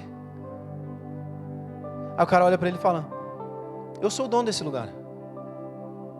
Aí ele olha assim, levanta, pega o papel e rasga o papel. Aí o cara olha para ele assim e fala, o que foi? Ô menino, onde você vai? Fala, eu já não vou ter o emprego mesmo, né? Porque você já não foi com a minha cara. Tipo, a culpa é de todo mundo lá fora, ele não faz nada errado, né? Só que esse cara pega ele para discipular. E aí a história vai acontecendo, o menino vai sendo discipulado, ele vai conhecendo homens que esse outro homem discipulou também. E ele chega num ponto que ele conhece um cara, e ele pergunta para esse cara, puxa, como é que você chegou aqui? Como é que você chegou nesse lugar? Aconteceu que em algum momento da vida desse dono da empresa, ele e sua esposa tinham um filho que aos 17 anos sai um dia de casa, e um motorista bêbado bate no carro do filho e o filho morre. E esse homem, ele gera no seu coração amargura, dor, raiva, ira. E ele passa um período assim. Até o momento que Deus chega para ele e fala, ei, você tem que perdoar esse homem. Você precisa perdoar esse homem. E ele fica se remoendo. E aí um dia, ele vai até esse homem. Ele estende a mão para esse homem e fala, eu te perdoo. Eles começam a conversar, eles começam a construir uma relação. E o homem que matou o seu filho se torna o seu primeiro discípulo. E aí esses anos passaram, chega nesse momento que o menino está conversando com uma pessoa, e essa pessoa é esse homem que matou o filho. Como é que vocês se conheceram? Ele fala, olha, não sei se ele já te contou a história do filho dele. Ele falou, já me contou, eu não sabia, fiquei constrangido, porque eu cheguei e perguntei, quem é esse garoto? É seu filho? Ah, cadê ele? A pergunta que você nunca faz para alguém que morreu. E aí o cara contando, ele fala, então, eu era um motorista bêbado que matou o filho dele. Vocês estão entendendo? Para nós vivermos o novo, queridos, nós precisamos remir o antigo, deixar para trás. abandonar aquilo que já foi. O que você precisa deixar para trás? Eu quero ler ainda Êxodo 7:1 para você aqui. Então disse o Senhor a Moisés: vê que te constituí como Deus sobre Faraó, e Arão teu irmão será o teu profeta. Queridos, olha a declaração de Deus para Moisés. Moisés, Faraó vai olhar para você e vai te ter como um Deus. Olha o nível de autoridade que eu estou te levantando para exercer. Você tem noção do que é isso? E Moisés dizendo: quem sou eu? E aí Deus diz para ele: eu te levantei como um Deus sobre Faraó. Quais são as suas desculpas? Moisés, enquanto no Egito, querido, ele perdeu pessoas, porque ele decidiu responder de alguma forma. Ele matou o egípcio, depois ele tentou intervir entre os hebreus, e aí ele teve que fugir. Nesse processo de fuga, ele perdeu família. Ele perdeu a família que o criou, ele perdeu a família que o gerou, ele perdeu o povo egípcio e o povo hebreu, ele perdeu tudo. O José, que nós falamos semana passada, ele teve alguns momentos de transição, e em todos esses momentos ele perdeu alguém. Ele perde o pai, que era a sua maior referência. Depois ele perde Potifar, que era o seu chefe, o seu líder direto. Depois ele chega na prisão, e aí ele não tem uma liderança explícita diante dele, mas ele cresce naquele lugar, administrando em tempos de crise, para que no tempo da crise maior sobre o Egito, ele fosse uma voz ali. Então o que eu estou te dizendo, queridos? Que sempre que Deus quer nos levar para outro lugar, nós vamos perder pessoas. Nós vamos perder talvez amizades, nós vamos ter de mudar de ambientes. E está tudo bem. Só que nós precisamos deixar para trás o que precisa ficar para trás. Eu estou concluindo, querido, se coloque de pé no seu lugar.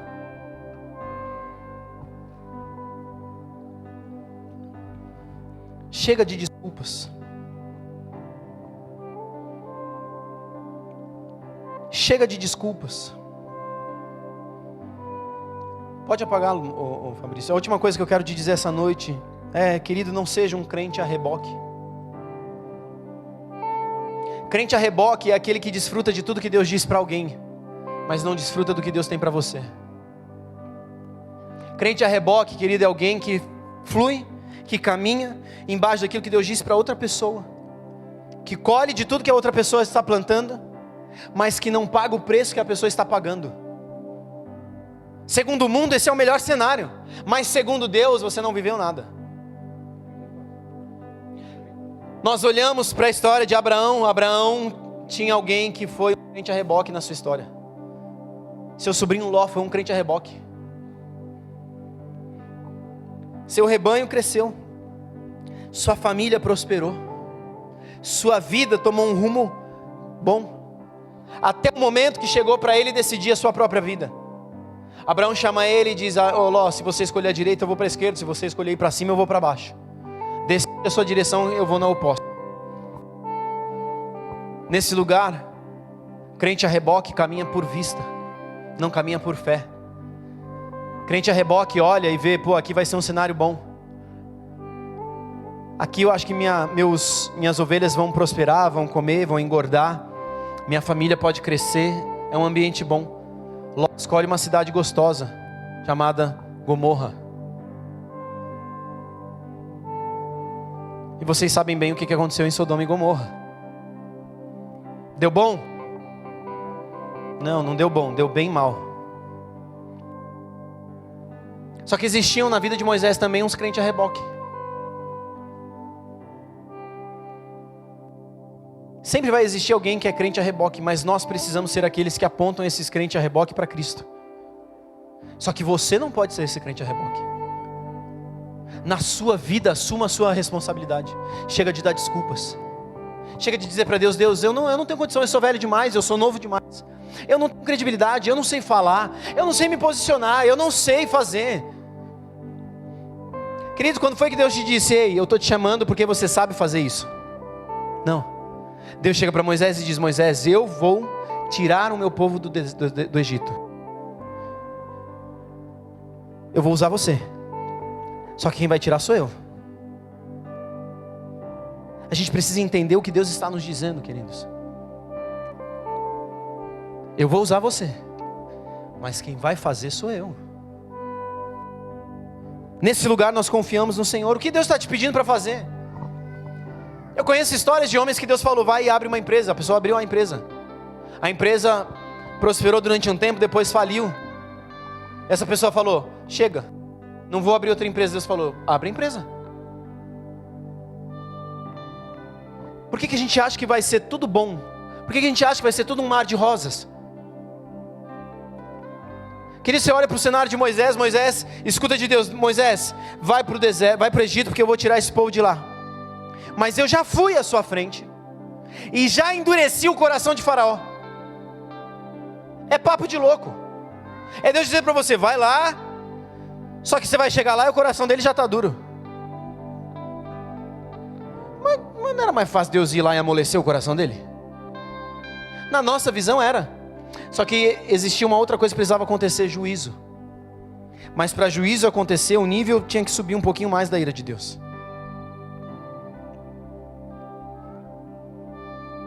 Chega de desculpas. Queridos, tudo, absolutamente tudo, com exceção de Deus, vai tentar nos empurrar para fora do destino profético que Deus tem para nós. Às vezes, nem o seu próprio cônjuge vai estar do seu lado, cooperando com aquilo que Deus disse para você. Porque o que Deus disse para você, Ele não disse para o outro. Tem coisas que Deus disse para Rê que eu demorei a acreditar. Tem coisas que Deus disse para mim que ela demorou a acreditar. Tem coisas que Deus disse para nós dois demoramos a acreditar. Que a gente precisa manter o nosso coração curvado diante do Senhor, para receber e discernir aquilo que Ele está nos dizendo. O que Deus te disse? Querido, curve a sua cabeça. Existe algo que é chamado de o teste do tempo. O quão real é o processo de Deus na sua vida. O processo de Deus na minha e na sua vida, ele só pode ser constatado a partir do teste do tempo. 5 dias pode ser fogo de palha, mas 5 anos já é algo que você começa a dizer, não é tanto fogo de palha. Porque a palha que é consumida pelo fogo se consome rapidamente. Então existem processos que nós vamos mergulhar, queridos, que nós precisamos viver em Deus, mas que precisam ser provados pelo teste do tempo. Você continua confiando naquilo que Deus te disse? Curva a sua cabeça, comece a falar com Deus. Se você quer sair do seu lugar, vir aqui à frente, talvez dizer, Deus, chega de desculpas. Essa noite eu quero deixar as desculpas de lado. Vem aqui à frente. Talvez agora tenha surgido uma desculpa no seu coração para não vir aqui à frente. Vem, entrega essa desculpa.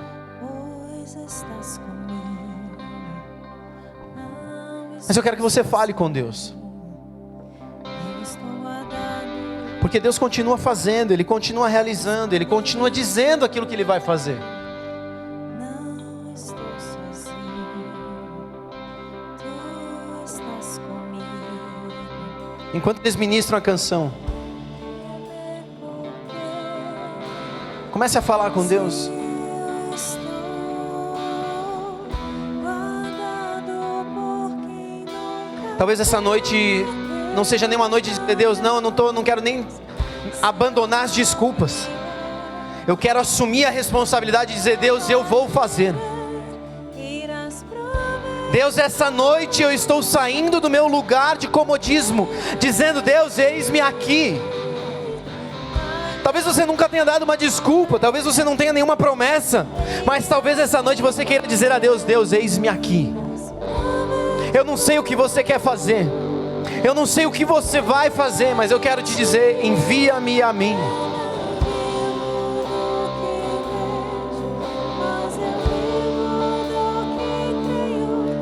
Irás prover de novo, eu creio em ti. Eu não vivo do que vejo, eu vivo do que creio. Irás prover creio em ti.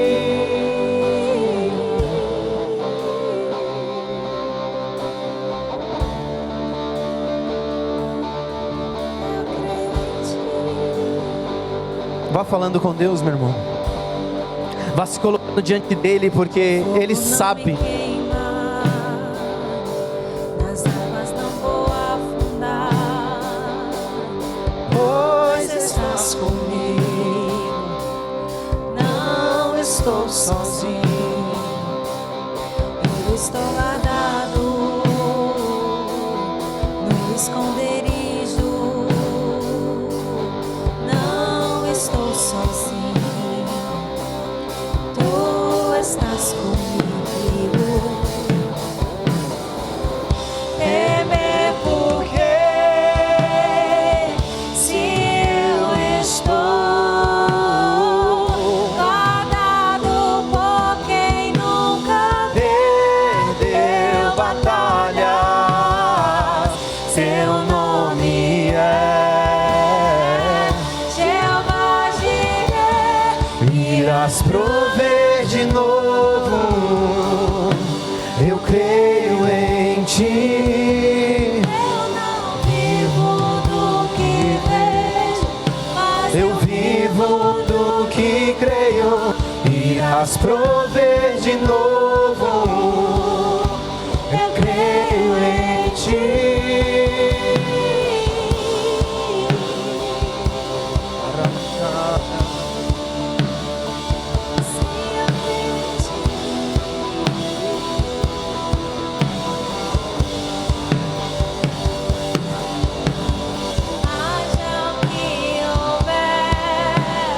Venha o que vier, irás prover de novo. Eu creio em ti. Eu não vivo, eu vivo do que vejo. Irás prover de novo. Eu creio em ti.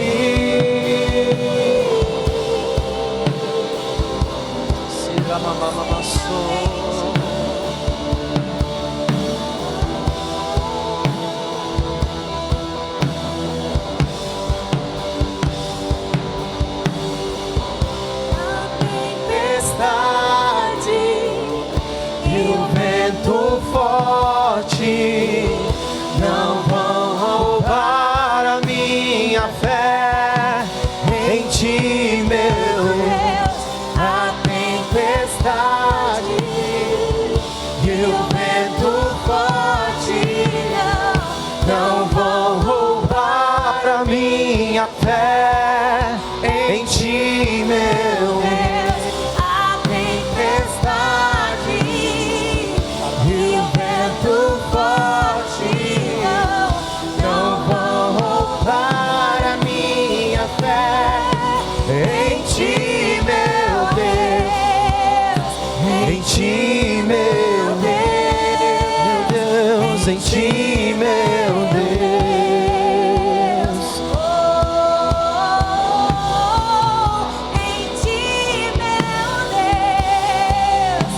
Em ti, meu Deus.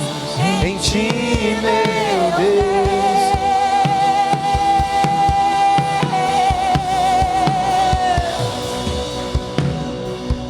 Temer Porque se eu estou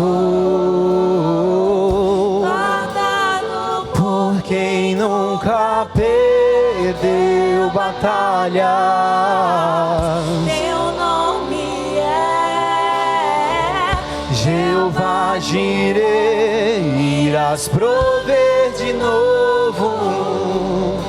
Eu creio em ti. Eu não haja o que houver. venha o que vier, irás prover de novo. Eu creio em ti. Eu não vivo do que vejo, mas vivo do que creio. Irás prover de novo.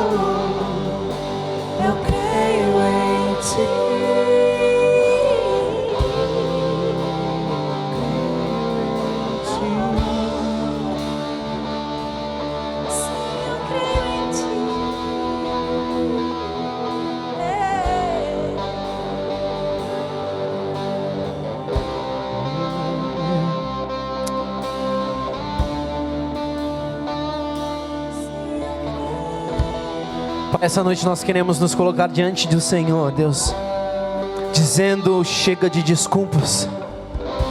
Nós queremos lançar, Pai, de largo, lançar fora todas as nossas desculpas, todas as nossas justificativas para não fazer ou para não viver aquilo que o Senhor está nos chamando a viver. Nós podemos criar, Deus, muitas coisas na mente, no coração, mas nós essa noite queremos declarar, Pai, nós queremos caminhar não pelo que nós vemos, mas por aquilo que o Senhor declarou sobre nós. Nos ajuda a ouvir, e não só ouvir, mas discernir aquilo que o Senhor está nos dizendo, para que isso encontre raiz, morada em nós, nos nossos corações, para que possamos, Pai, como Pedro, caminhar sobre uma palavra, como Abraão que escutou: sai da sua terra, do meio da sua parentela, e vai para a terra que eu te mostrarei. É confiar e ir, é andar sobre aquilo que o Senhor está dizendo, é olhar para os discípulos ouvindo: ei, lança as redes agora do outro lado do barco. Uma noite inteira tentando pescar, mas a partir de uma palavra,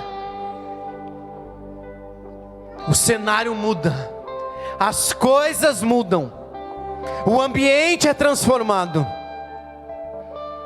Ouvir aquilo que o Senhor está dizendo e dar valor a tudo aquilo que o Senhor já disse. Nós queremos caminhar sobre a sua palavra. Nós queremos caminhar sobre aquilo que o Senhor está nos chamando a realizar. Pai, eu não sei se essa noite surgirão alguns Moisés. Talvez surjam aqui alguns empresários começando um negócio. Talvez surjam aqui outros homens e mulheres caminhando para uma outra esfera da igreja, da família, das artes, do governo. Mas certo é, Pai, que nós queremos caminhar sobre a sua palavra. E por isso nós oramos: Pai, nos ajuda a desfrutar e a viver a convicção daquilo que o Senhor está declarando sobre nós.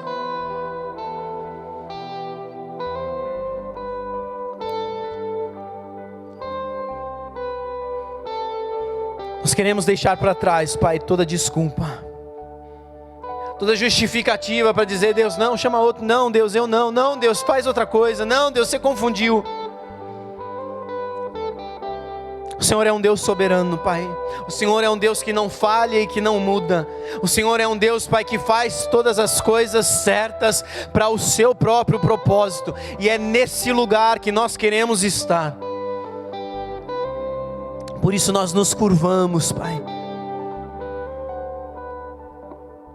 nos arrependendo talvez de termos rejeitado algo que o Senhor nos disse, nos arrependendo da desculpa que nós demos, e essa noite declarando: Deus, eis-nos aqui.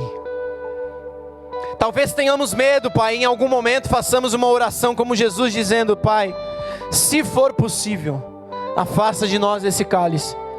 Mas concluindo também como Jesus disse: não seja feita a minha vontade, mas a sua. Se o Senhor está nos chamando, eis-nos aqui. Envia-nos para aquilo que o Senhor quer realizar e fazer. No nome de Jesus, Pai, nós oramos. Em nome de Jesus, eu abençoo aqui os meus irmãos, Pai, que a graça de Deus, o amor do nosso Senhor Jesus Cristo, a comunhão e a consolação do Santo Espírito seja com cada um dos meus irmãos, e todos aqueles que creem digam amém, em nome de Jesus. Deus te abençoe, querido. Hoje não tem cantina, né? Aleluia. Comeram todos os cachorro quentes semana passada, mas toma ali um café, não vai embora correndo. Tem um tempo de comunhão em nome de Jesus.